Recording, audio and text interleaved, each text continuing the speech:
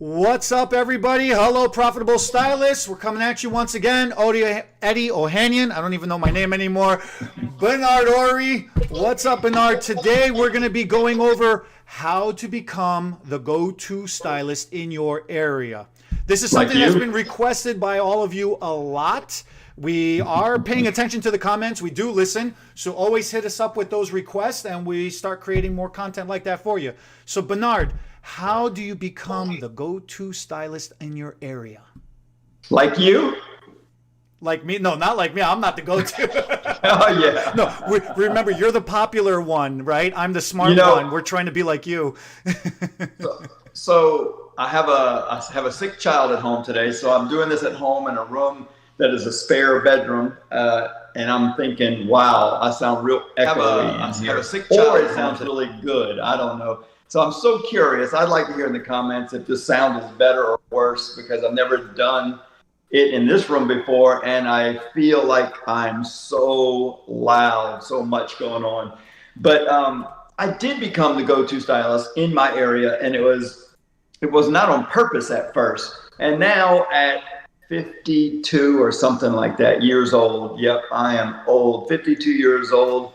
And I became the go-to stylist in my area before the internet was around. So I think it should be so much easier now. But I did it kind of by 52 if you were before the internet. Say that again? No, I'm making a joke. It's like, if you were around when the internet wasn't, you must be way older. Everybody thinks we're dinosaurs. I know. I mean, the things, we literally advertised in phone books back then, you know? Yeah. What is a phone book? Nobody, I mean, every once in a while we still get one on the ground outside the salon. I pick it up and just throw it right in the garbage can when I go in. I'm like, what do I need a phone book for? I got it all right here, this little phone.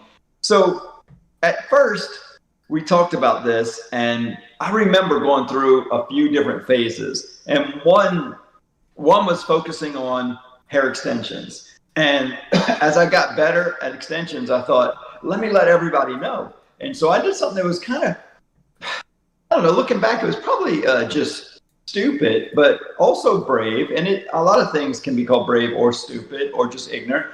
I didn't know, but I was brave enough to send out a letter to all of the, snail mail. There was no email. Well, I mean, barely was email then.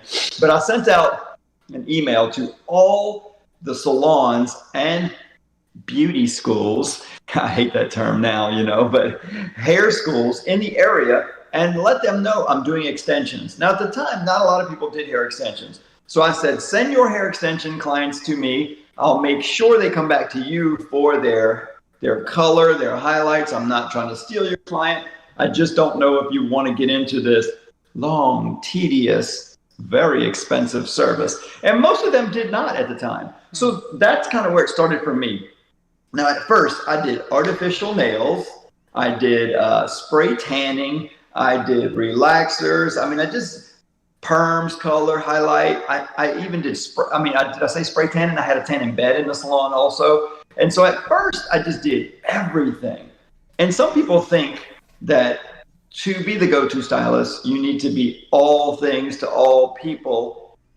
And I don't necessarily agree with that anymore. You have an opinion about that. You want to talk about that a minute? Yeah, I think when we first start up, we have all these aspirations that we're going to be, the next Sassoon or some amazing thing.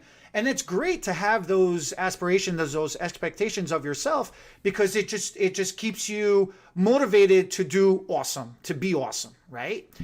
Right. When we first started our shop, when we first opened our salon, we made the decision to open departmentalized, not to open as an everything. So coming out of school, I'm like, oh, this is going to be great. I just learned how to do everything. I'm going to get to be, a little bit of everything. And then all of a sudden we sat down and they're like, are you cutting hair? Or are you coloring? Which one are you doing? I'm like, I'll do it all. I'm like, they're like, well, why don't you try to do a couple and see which one are you good at? Okay, well, guess what? I sucked at all of them. Don't we all at first? So, I thought, it's like you're a legend in your own mind, right? And I'm like, oh, this, what the hell? So I'm like, all right, we got to get good at one. I chose color because, I'm a nerd and I like the science and I like puzzles and stuff like that. I just started doing color and started doing color. And then what I found was the more I started just focusing on hair color and nothing else, the more intrigued I became and the more intense I became, and my whole entire language changed altogether. So the problem with color back then was not a lot of people were getting color. It was just like your gray hair coverage. Highlighting was starting to become a thing, but it wasn't a thing just yet. Right. So I would have a lot of dead gaps in my day. And so I'd be sitting there playing cards in the back with some of the other girls. And then my aunt would come in the back and she'd say, put the cards away. Well, no, actually, let's be, my aunt would give me a choice. She'd say, you can keep playing and I can kick the crap out you, or you can put the cards away and go down the street and go find a client. There you go. And then my uncle would give me $10 and he'd say, go get me a coffee, go get me an ice cream, go get me a thing, right? And I'd go get it and I'd come back and he'd throw it in the garbage. He wouldn't even drink it or eat the food or the ice cream he wouldn't drink the soda or the coffee that I'd bring for him. And I'd be like, what a waste of $10 freaking. He goes, did you talk to anybody? I said, yeah. I said, you want it was a test. I said, you want a vanilla ice cream? He goes, no. Well, can we say dumb ass on YouTube?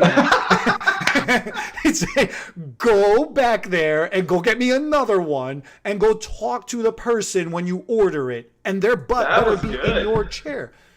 So then, okay, a couple months goes by and I start realizing, man, I am busy. I don't have any more time. But then I start realizing I'd pull up in the front sometimes. I'd pull up in the back sometimes. Hi, Eddie. Oh, hey, Mary. Oh, hey, Susan. Oh, hey, Trish. Oh, hey, who? All of these women and all of these girls were the employees of the coffee shop, of the pizza shop, of the ice cream shop. Blockbuster used to exist back then, so I knew all the girls at the Blockbuster, and everybody in just in our immediate strip that we belong. And they knew what you did because you were telling them. Because I would tell them, hey, I'm from the salon. I'm just grabbing a quick thing. I'm going to run back. Hey, you got really cool hair. We just did something like that at the salon.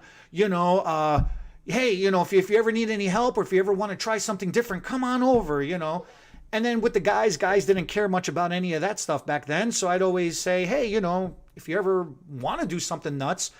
And then it started like, hey, I'm going to a concert this weekend. Can you color my hair green? And back then that was a taboo. It's not like now walking around with green hair, vanilla, or everybody's got a unicorn hair and oil slick hair or something or other, right? So back then it was like, hey, I'm going to this metal concert, and I want to piss off my parents. Can you color my hair green? I'm like, can I? Come on over, buddy. We'll really get you a butt whipping. Don't you worry about that. We'll get you a butt whipping. And then a couple of kids would see them at the concert. Oh, that's so cool. Where'd you go? How'd you do that? It's like, well, you went to this guy. Oh, I go to the high school down the street from that guy. Oh, okay. And then next thing I know, we had nails in our salon, so all the parents would be like, hey, come here.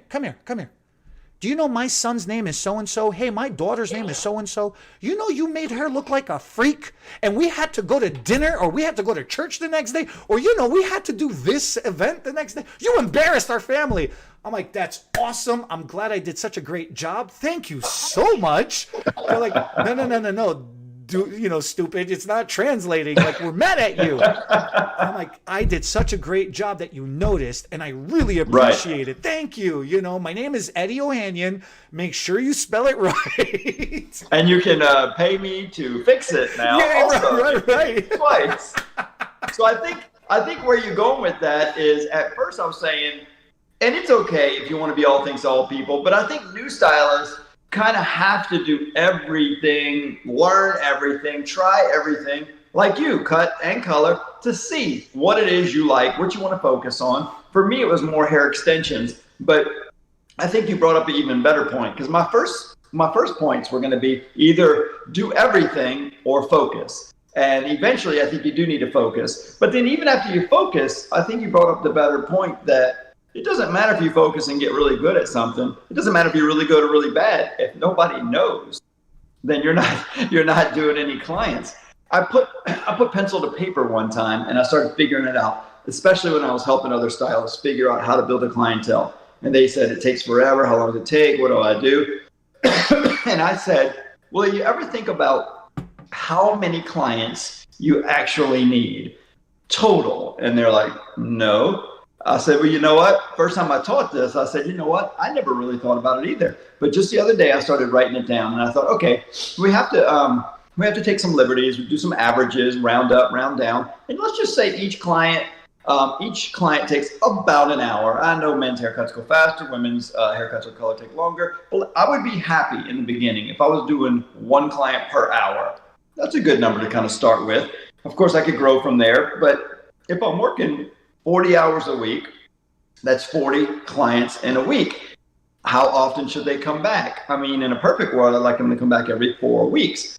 And so I thought after 4 weeks, I can't take any new clients if I got one per hour because they should be on repeat. So I was like 40, 80, one. I got to do some math, Before you know it, I was at 160 at four times the 40. And I was like 160 clients. Any decent Christmas party I've been to has about 160 people. Just look around and say 160 people. This is all I need to be book solid and successful. Do I really need to be known to everybody, or do I need to be the go-to stylist? Not necessarily. You can get 160 clients being a nobody stylist and have a very successful living. But if you want to take it to the next notch, you have to realize the supply and demand. When you get book solid with your 160 clients, you've got to go up on your prices because you can't do any more people. You can only charge more money. So this, again, as all our conversations do, can go into so many different directions. Avenues.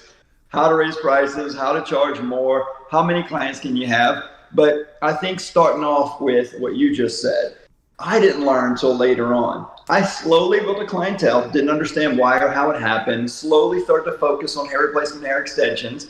And then I quit doing hair for a year. And I was managing my salon because I had so much going on. I thought, I'll be the manager and I'll step back. Well, I made some stupid decisions, lost all the hairdressers in about 9 months, and had to start over all by myself. That's when I learned the lessons you just talked about. And the thing that taught it to me was I had bought 2 rental houses at the time. And so both renters moved out of their houses within a couple of weeks during the same time. So I had my house note, 2 more house notes. I had 5 children in private school, and I had 2 vehicle notes. And so I had a lot, and not to mention the salon note, the receptionist wanted to get paid. We had 3 at the time. I fired 2 right away when I lost 6 hairdressers in a week or 2, and then a couple more over the next couple of weeks. All of a sudden, I got all these bills, and I feel like an elephant standing on my chest. I'm having anxiety attacks. I'm kind of getting it right now thinking about it. Yeah, right. Is it hot in here? Is it hot in here? And so I thought, I got to build a clientele again. So I sent a letter out to my past clients. I'm like, come back. And they were like, no, you sent us to good hairdressers. Why would we come back to you? A couple of them. I mean, I got 2 or 3 back, but it wasn't paying the bills. And I thought, oh my goodness, these clients, they're not as faithful and loyal as you think they are. I mean, they were until I sent them to other hairdressers, but it made me realize I should always raise prices. I mean, they don't care that much about you. They just care about today and how good they look, and they'll pay you for it. So I had to build really fast, and that's a whole nother story. But the building fast thing was just like you said. Everywhere I was going that I shouldn't be going, like Starbucks, because I should not be buying $5 coffees now, but I'm still in that habit. So I go there and I'm behind somebody in line and I'd say, I love your hair. Now, I did learn the hard way. I did say the first couple of times, I can fix that hair. And they did not like that. I would try to, as nicely as I could, get into a conversation about, God, I could do so much better, but people defend. So I learned the hard way. If you say, I wasn't this stupid, but if you say your hair's ugly, I can fix your hair, there's something wrong, I can make it more trendy, people get mad and they defend themselves. But if you go positive, they go negative. So I would say, I love your hair. And I'm a hairdresser. And they're like, oh, you're a hairdresser. Oh my God, I got rude. Or I just had it done yesterday and it's not what the girl was, not what the girl didn't do what I said to do. So they go negative, and then I can say, I can fix your hair. You're right. So I would start telling everybody, I love your hair. Let them complain about it a little. When they complain, that's the things I'd say, you know what? I can either put a couple $100 in a newspaper ad or a phone book ad and try to gain clients, but that money will probably be spent and maybe nobody will come. I can't guarantee it. Or I can put that money on your head. I'd like to spend some money, do your hair for free. That way you can show all of your friends. But today with social media, we've changed that program. When I hire a hairdresser, I tell them, you do as many free clients as you want, but you got to have 3 goals. One is you got to tell them, I'm marketing through doing your hair instead of paying to have advertisement put out there. But the 3 goals of mine is I'm going to book your next appointment for you to come back. I'm hoping you buy the products, retail products that you need to keep your hair looking really good. And what was number 3? Oh, and 3, maybe you'll tip, talk about those 3 things. And you don't have to do any one of those. You don't have to come back, buy retail, or tip me. But those are my goals, just so you know why I'm doing free hair. I'm hoping to do your hair again in the future. And most of the people go, okay, because they're looking for the fine print. What's the trick? What's the bait and switch? What's the angle? Yeah, the angle is I want you to pay in the future, but I'm willing to take a shot, take a risk, and invest in you right now. And, it depends on how good you are, how good the relationship is, how good you're picking the free clients. Some of the people I've done this with, within a couple of months, they're booked solid. Some take 6-8 months. Some do it in a month or 2. Just depends on how many free clients you do, how good you are, how good a relationship you build. But getting booked solid is probably the first goal, no matter what. Getting known in your area. I mean, as great as that sounds, getting famous, it's fun. I mean, I did experience, and you did also, a little level of fame within our industry, but neither one of us tried to be famous in any kind of way. It's just, we did good hair, we helped a lot of hairdressers, and we're just trying to survive, That's really what it actually, on that point, let me ask you your opinion of this, because everybody has an idea of who you are, and everybody has an expectation of who you're supposed to be. And just like both of us, we just ourselves, and it just happened. So now when I'm working with new stylists, up-and-coming stylists, they always say to me, some of them say, I'm shy. I don't like talking to people. I don't know how to talk to people. And then some people say, I don't have the head to be nice to people. I'm an artist. I'm not a psychiatrist. I'm not going to sit there and play nice with people. Right. So the thing, my thing was, I was a little bit of both. I was very aggressive, and I was shy and awkward as well. Right. But the one thing that I found was I was always consistent. I was consistent with the way I presented myself, and both physically. I didn't like putting shirts on every day, but I did, right? And right, and with my speech. So I'd be sitting at the front, in between a client. I'd be sitting in the waiting room where the clients would sit, and I'd have a magazine, and I'd be flipping through the magazine, and I'd be looking at all the pictures. And then a client would walk in and be like, "Oh, you're not busy." I go, "No, I'm terribly busy." They're like, well, you're just sitting here having a cup of tea, reading, flipping through the magazine. I'm like, yeah, I'm studying the next look for your hair, actually. Take a look at this picture. What do you think? And it was straight out of my butt. I was really just bored and sitting at the front desk flipping through the freaking thing, But to the client, I was I wasn't just busy. I was terribly busy. And I was actually, how rude of you. I was studying for you, And then it's like, oh, what did you do this weekend? Actually, I sat this weekend twiddling my thumbs. But to the client, I would say, oh, this weekend, man, I was at a show. I was studying a class. I was doing some research. I just learned this thing on the Always internet. about hair. Always about hair. They don't know that I have a girlfriend. They don't know I'm married. They don't know I have siblings. You got both? Oh God, Bernard. said it. Here we go. Here No. we go. Well, my No, I wife think is that's my good. girlfriend. We do like to role play, so yeah. Oh my God, don't go there. I think that's good. I mean, But it was always about hair, and it's always about the client. So that's the consistency that I found is in presenting myself. It's always I'm busy doing something about the industry, and that's my dedication to the industry. Therefore, that's my dedication to the clientele, and that for me, that's what worked for me. What is your opinion on? What's your take on that? well, I like what you're saying there, because when you say consistency, I think that consistency is super important. I mean, any book I've ever written, they always talk about McDonald's always comes up. It doesn't matter what state you're in, almost what country you're in. It does change a little from country to country, but McDonald's, you wouldn't call it the best hamburger you've ever eaten. But almost everybody's eaten a McDonald's hamburger. At one point or another. And a quarter pounder with cheese is so consistent no matter what McDonald's you go in, anywhere, that if you're in an area that you don't know and you look around and you don't know what restaurants you should possibly eat at, you know what a quarter pounder with cheese is going to taste like, how fast it's going to come. It's the consistency that makes them so successful, and at a really good, fair price. So, I mean, consistency, I think, was the key word that kind of triggered something for me.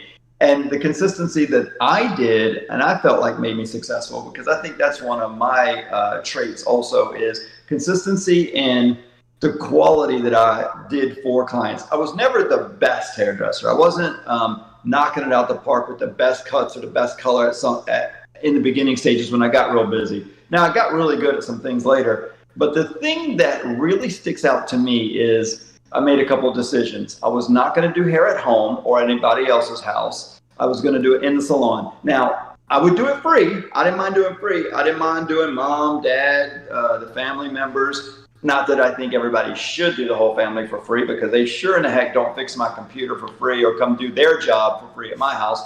And that's a whole nother story. Because we love our job, they think we should do it free always. So, but when I did choose to do it free, I never cut corners. So I said, listen, I'll do your hair. I'll trade with you. I'll do it free, whatever it was. Call the receptionist, call the front desk, make an appointment. So I don't say, oh, if it's free, I can only do it on Sunday or Monday or after hours. No, I'll do it. As a matter of fact, I won't do it after hours or on Sunday or Monday. I still want that time off. I'm going to do it during the work hours because I want my time off with my family. But during work is when I work, free or money. But I never said you have to come at a different time. And I never said, since it's free, I'm not going to shampoo your hair, or I'm not going to style. I'm going to let you go out with wet hair. I didn't do that. I went from start to finish, money or not. So that transcended into when I did that free foil highlight program. I would foil highlight hair clients for free.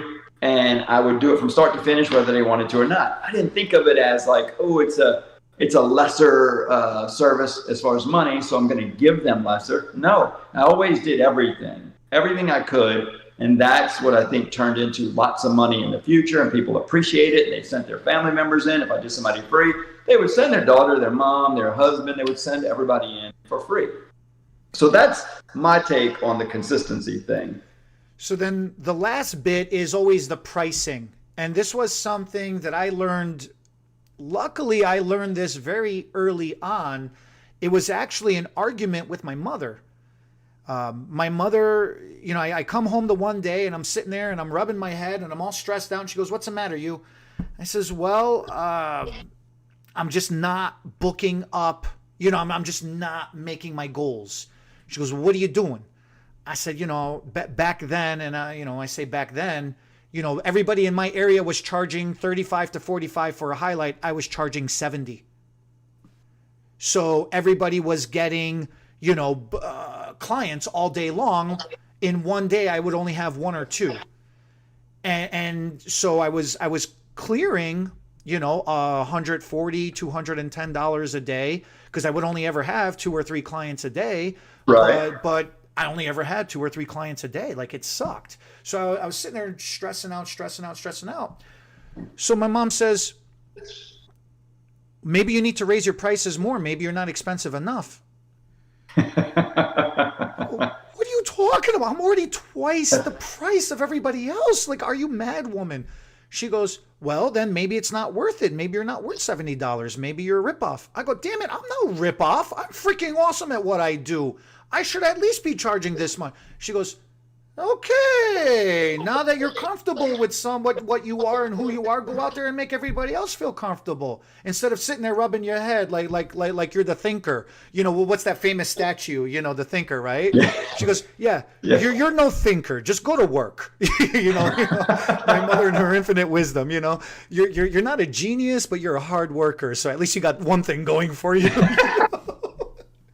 What a good mother thing to say. No, but that was the awesome thing about her was she knew if it took her challenging me to make me stand up for myself to say, hey, this is my price and this is I deserve it. I deserve it, right? Within a couple of weeks, hey, this is my price. It's too much for me. I can go down the street and get it for half. Bye.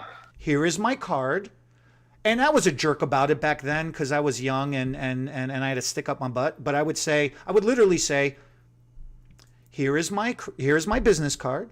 Go down the street and get it done for half price. And when they mess it up for you, I won't make fun of you. You can come back and I'll fix it for you. No problem. Right. And they'd be like, whoa, isn't somebody got a chip on their shoulder? I go, a lot of chips. That's why I charge what I charge. Bye-bye. You know, and most of them would call and say, my hair got goofed up, but I ain't coming back to you because you're a jerk. And I'd say, I understand. Thank you. But some did. But some did.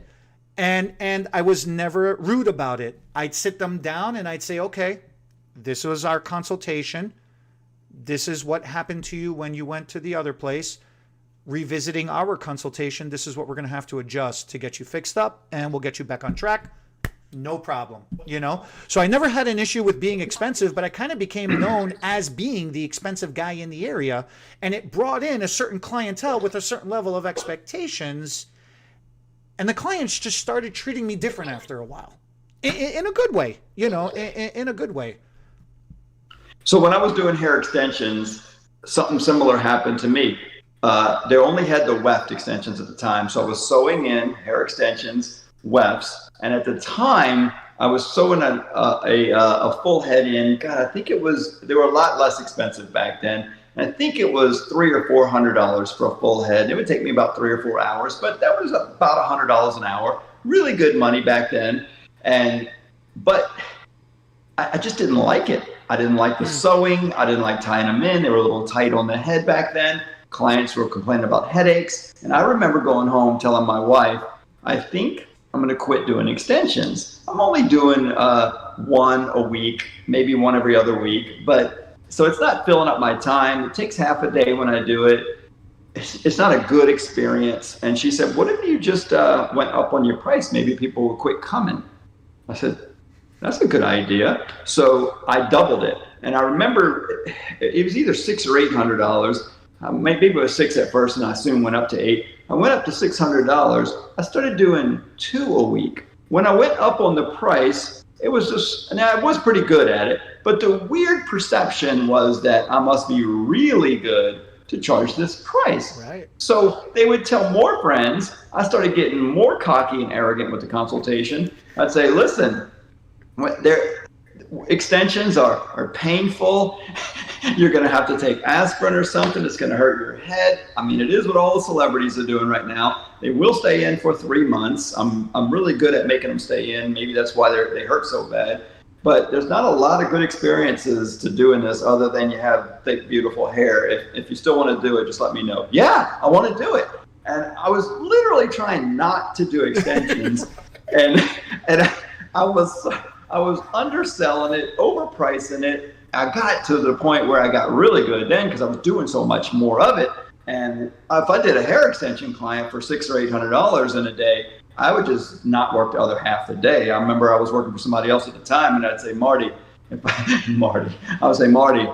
on the day I do extensions, I'm taking the other half the day off. He said, that's fine. You bring so much money into the So everybody was jealous of me. I was making so much money doing extensions. I soon went up to the $800, and then the strand by strand came out, and I started learning other techniques, understanding different qualities of hair. And that's kind of what I got known for accidentally in the area. I got really good at it. I'm in a small town. I was like, if I can do it where it's not painful and it stays in a long time and people get their money's worth, I don't want to get a bad name. It's going to stay in really good if I'm going to do it. I'm overpriced, but there wasn't a lot of competition. Then everybody wanted to do it, but nobody could get the experience I had because I had been doing it for so many years now, 3 or 4 years. So people couldn't catch up. So the schools, the salons, people would just send them to me. So I just say, you really can't try to be known in your area. You just have to try to be really good and I guess high quality at a particular service or 2 or 3.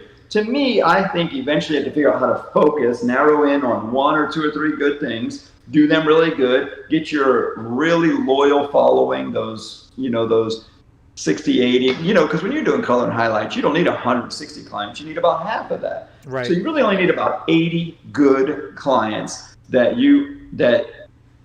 worship you. You don't need to be known to everybody, but those 80 will make you famous. They will tell everybody. And then people have trouble getting in with you. You have to raise your prices to open up your book. You start to get to be known. So just get to be good and you'll be known, in my opinion. And I'm agree. So to summarize, get good. I love saying that. Get good. Get good. But be consistent and be confident in your consistency and be confident that you are good at what you do, right? Right. And that's what we got. And so we'll wrap it up here. As always, you have more comments, you got questions, you want to reach out to us, let us know, hit us a comment, and we'll go from there. We'll catch you all next time. Thanks, everybody.